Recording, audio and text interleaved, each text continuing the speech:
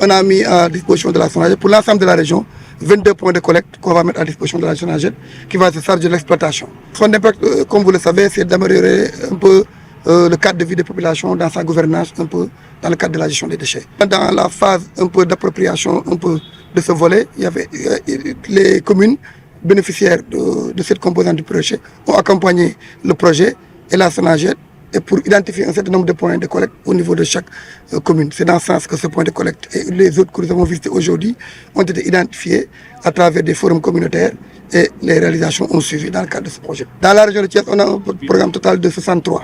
Il y a aussi la remise des poubelles, au nombre de 20 000 pour toute la région de Thiès. Donc, accompagné aussi des caisses polybènes, au nombre de 25 que nous mettons à la disposition de la SONAGED.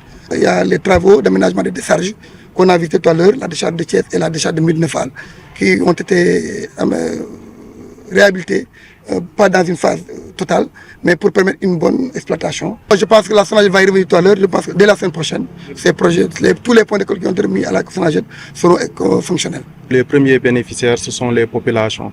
Donc il est important qu'on puisse quand même les sensibiliser sur les comportements à avoir dans l'utilisation, mais véritablement aussi commencer ce travail important avec la petite enfance. Dans l'exploitation aussi, on mettra des bacs, on mettra aussi du personnel avec un levé, en tout cas la levée régulière quand même de ces bacs. Parce que ces points de collecte sont des instruments quand même de proximité de nettoiement.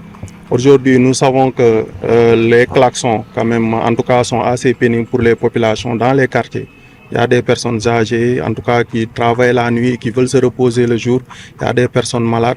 Donc aujourd'hui, ces points de collecte sont une opportunité quand même dans les quartiers pour que les gens quand même tranquillement viennent déposer leurs déchets et que les véhicules de ramassage puissent les collecter régulièrement. Pour l'acheminement, on est obligé souvent, quand il y a beaucoup de déchets, d'incinérer.